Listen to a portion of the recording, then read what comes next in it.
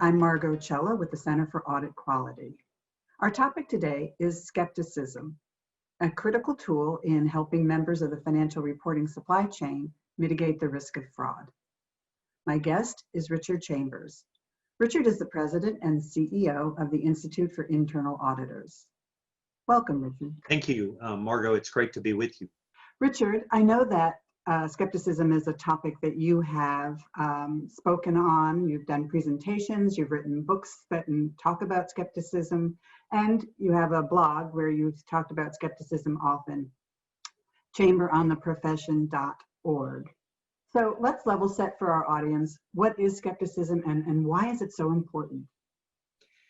Well, Margot, skepticism to me, it's something that, in the business world, really there isn't nearly enough of. And almost every time there's a key or a major fraud, you can start to trace back, how did this go undetected? And there's almost inevitably some lack of skepticism on somebody's part that they never really questioned it.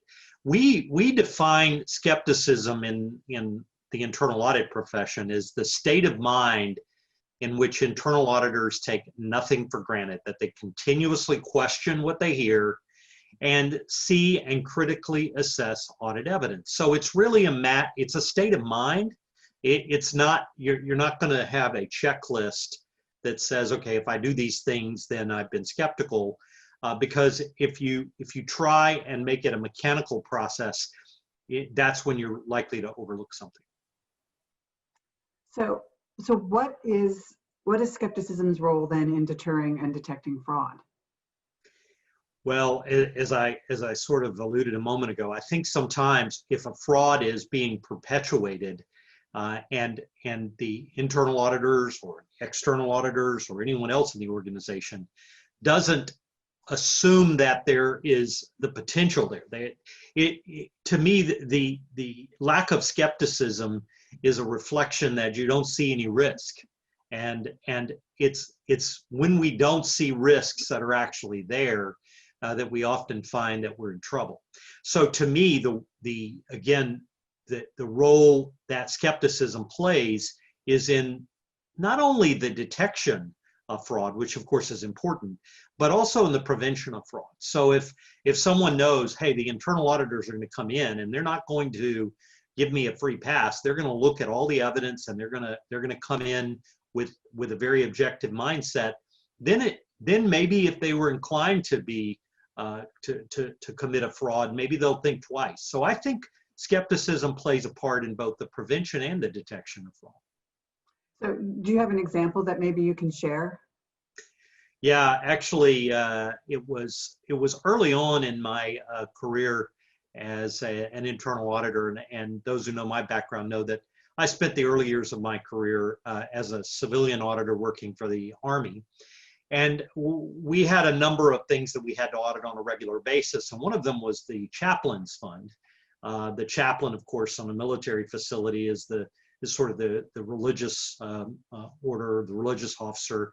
And so it's much like a church. People make donations, contributions, and there's a fund that's kept to fund the activities of the chaplain's organization. And it turned out, after years of having been audited, that there was an ongoing fraud there by of all people, the chaplain's secretary, a little elderly lady who certainly looked innocent to anyone who would have known her, but she was, in fact, engaged in a rather, at the time, it was a rather elaborate fraud because she was taking the checks that were coming in, and she was using an old technology to remove the typed-in name of the individual or the chaplain's fund, replacing it with her own name, and then depositing these checks into her account. And then when they would clear, she would reverse the process and then put them in the file. I remember when the auditors were asked, how did you never look at that? The answer was, well, we just didn't think she would ever commit anything like that because she was such a nice lady. So to me, it's just a very simple and basic example of the fact that you can't really, you can trust people, but you absolutely have to be willing to verify what your eyes are telling you. Yeah, interesting.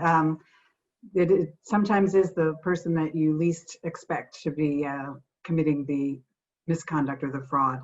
So I wanted to ask, how can internal auditors and other members of the financial reporting supply chain be more effective in exercising skepticism? Well, I think what it comes down to is back to the definition that I offered early on. You know, there has to be sort of a mindset here that says, hey, we're all colleagues. We're working together to further the goals of the organization, but we don't know what's each other's minds and hearts, and we don't know what our personal circumstances might be, that there might be motive there, hardships or whatever that would cause us to commit a fraud. So I think we all have to hold each other accountable. So there has to be skepticism exercised at all levels. The internal auditors certainly have an important role to play in that, but a lot of times we are the ones who end up detecting a fraud where there was a failure of skepticism on the others who could have detected it earlier. So I guess I would simply say that I think we have an interconnected obligation across the organization, across the finance and audit supply chain, if you will, to constantly exercise that skepticism and make sure that we're evaluating the evidence against the criteria that it should be evaluated against. Thank you. I should mention that the Anti-Fraud Collaboration has published a report, Skepticism in Practice, that is available through the antifraudcollaboration.org website and as well on the IIA website. So what are the challenges that humans face to enhance their own skepticism? Well, to a certain extent, I think it's this idea of the blind spots that, you know, we often talk about blind spots in terms of that we are not seeing our own fallacies or our own foils or weaknesses, but there also are blind spots when it comes to challenging our colleagues and questioning or at least holding ourselves objective in evaluating what they're doing and what role they're playing in the organization. So I think, to me, maybe that's the biggest one. And that the desire to be collegial and having a good working relationship means that you don't want people to think you don't trust them. And so I think those are things that work against us. I think sometimes just simply expediency. Hey, I need to get this audit done really fast. These are some steps that were in the audit plan, but I don't think there's much danger of those things happening. So I'm going to skip over those and I'm going to go directly to this step. I think there's a high degree of reliance on technology, sometimes that's misplaced, that maybe we say, well, gosh, that came from the system. It must be right. We have to be willing to exercise that skepticism, even when it comes to technology, not just to each other. Yeah, so, you know, the last several months, people have been working from home, remote workforces at the auditors, the external auditors for sure, but also management and the finance and the internal audit teams at companies. Are there increased risks that we're facing in terms of people even being able to exercise skepticism? Well, I think one of the ways that we can exercise skepticism is through the systematic and methodological evaluation of the evidence, right? So if we start to think about what are sort of the basic forms of evidence that as internal auditors we see, there's physical evidence where I actually can touch or feel something to ensure that it's there. Well, obviously working from home, it's much tougher to examine physical evidence. There's documentary evidence, there's testimonial evidence. I think working remotely, there are challenges really to being able to evaluate all those forms of evidence in a way that we might normally evaluate them.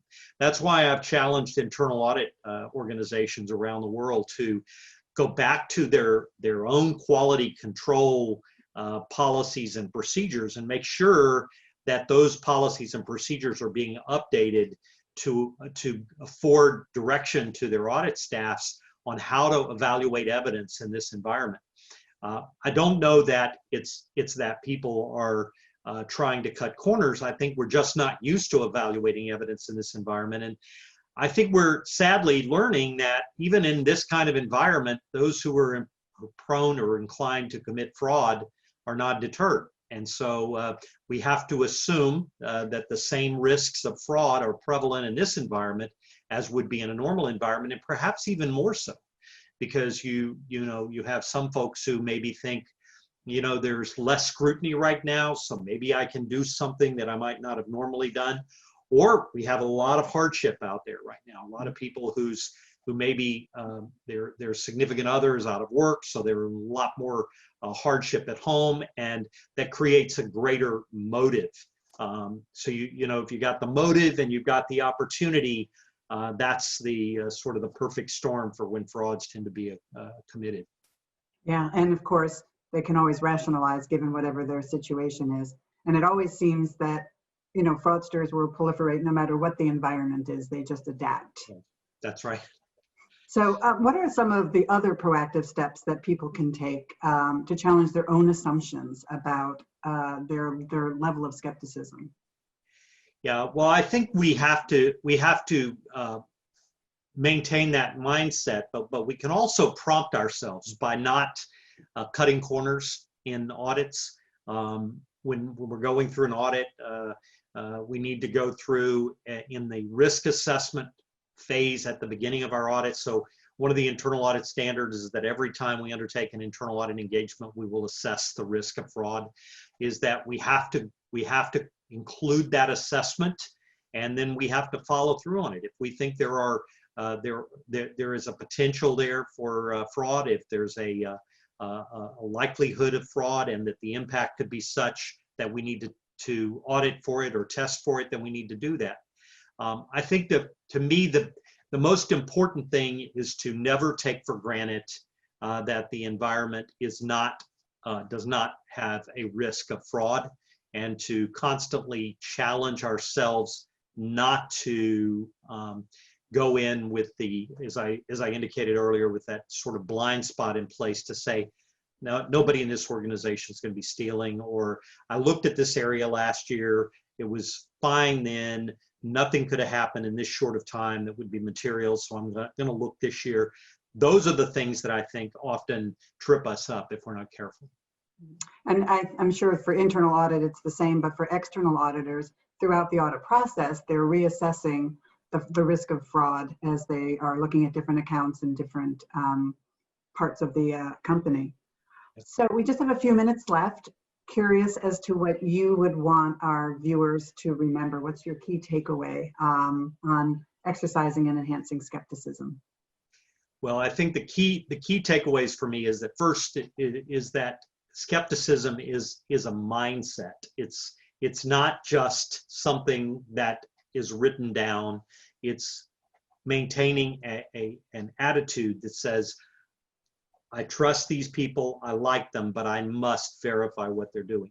The other thing that I often caution internal auditors about, and I used to, when I was a chief audit executive, constantly have to coach some of my folks about, because let's face it, we have some folks who don't bring any skepticism to the table. And then we have some folks who are perhaps too zealous in that skepticism, and that becomes suspicion. And there is a fine line between skepticism and suspicion.